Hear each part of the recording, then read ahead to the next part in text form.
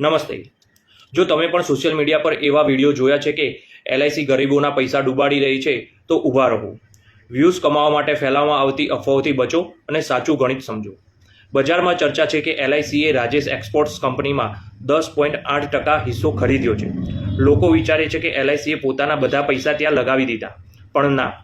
આનો મતલબ એ છે કે રાજેશ એક્સપોર્ટ્સના કુલ શેરમાંથી 10.8% શેર એલઆઈસી પાસે છે। હવે સમજો અસલી ગણિત। એલઆઈસીનું કુલ asset under management AUM 57 lakh crore રૂપિયાથી પણ વધુ છે। તેની સામે રાજેશ એક્સપોર્ટ્સમાં એલઆઈસીનું રોકાણ માત્ર 256 થી 340 કરોડની આસપાસ છે। એટલે કે એલઆઈસીના કુલ પૈસાના માત્ર 0.006%। અને હા, જ્યાં સુધી શેર વેચવામાં ન આવે ત્યાં સુધી કોઈ નુકસાન બુક થતું નથી। એલઆઈસીએ હજુ સુધી આ શેર વેચ્યા નથી। એટલા માટે જ કહું છું, ડરશો નહીં, સાચી માહિતી મેળવો। ઇન્સ્યોરન્સ અને ફાઇનાન્સની આવી જ સાચી અને સચોટ માહિતી માટે અત્યારે જ પેજને ફોલો કરો, લાઇક કરો એન્ડ શેર કરો।